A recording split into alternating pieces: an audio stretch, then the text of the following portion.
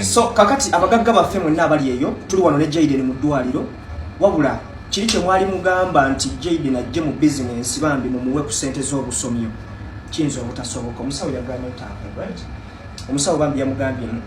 so ffe embeera gy'olimu eri critical sooka obeere ku kitanda so abagagga baffe mwenna ng'olina ky'olina kyoyagala okuwa Jayden kireete wano enaalya tuli ku naalya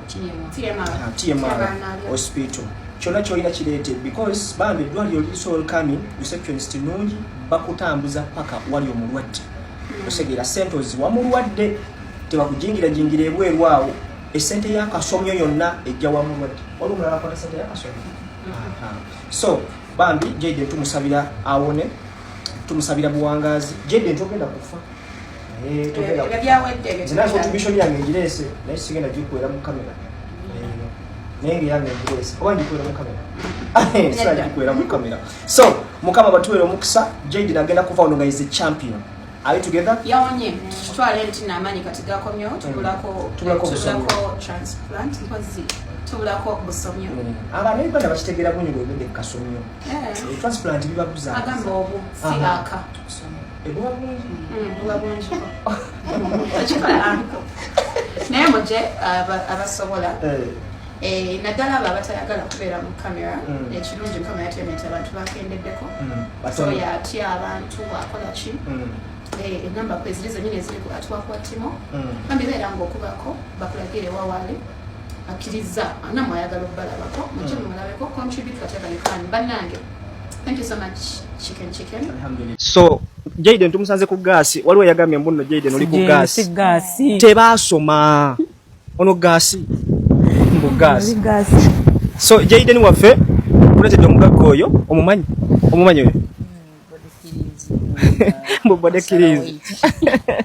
ekikulu bannange kya ssente mukama wange musitudde lugendo ne mugamba nyamba Jayden ne bw'omuwayo emitwalo 5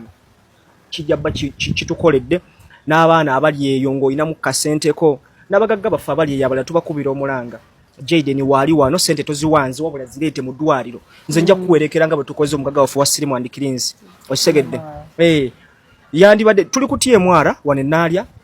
yabadde aganamu wa package yakukogga lwakuba already yakogga neda njemu yakugejja ano kalenzi kalungi bambi kakuwase agambye akomagala tuli bangi ne kwendi kwagenda okulisa ebyenkwawa kwendi nga tukuloga abagenda kola ki mulisa ebyenkwawa nga tumulwanira kwendi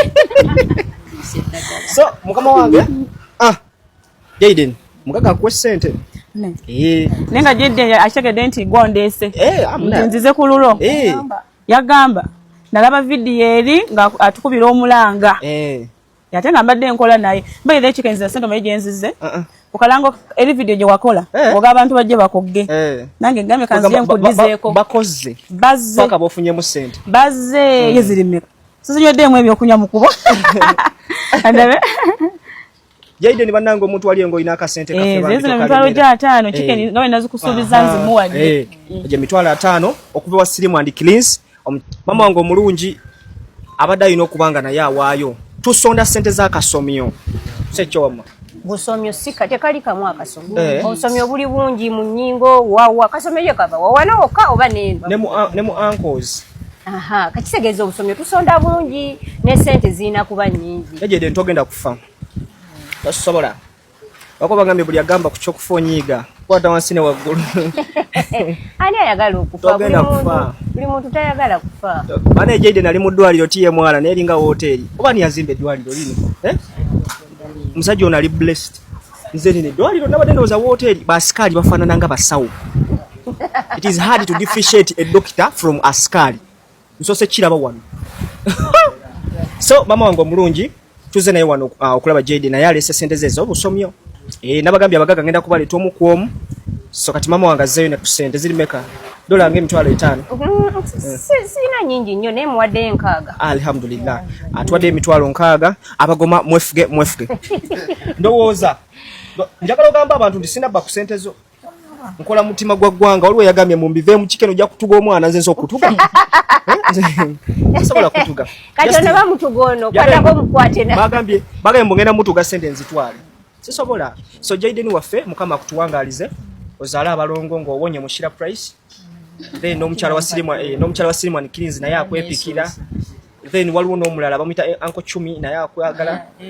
ate Uncle Chumi ngate Uncle Chumi MC Chumi yaleseza obusomyo MC Chumi tana aja kujja wasibyo kya munango musajja wange mugagga wente tata navuddeyo eyo ndi ku Jaden ndi wa Jaden waneeno anti munayi nabadde nina okutuukiriza obubaka wagambye ogenda tuwayo emitwalo 5 kati ngambye kankukubire era taata essimu njikubye nga n'omulwadde waali lwakuba tasobola kwogera kujja kasobola owuuna osobola owuuna okuwuuna kwasobola tekina buzibu kati alina kusoma busomi namba oba gintere ku WhatsApp nime kusukula mu nsobi kale MTN oba Airtel bangwira nnyo abaana baana be bateekako siggwe mwakola ssente kituufu mwazikola naye nga tweyanziza bambi mukama kutuwera omusa ngambye nina okusooka otuukira mbadde nsaba ngenda sooka confirminga then ndyoke enveewo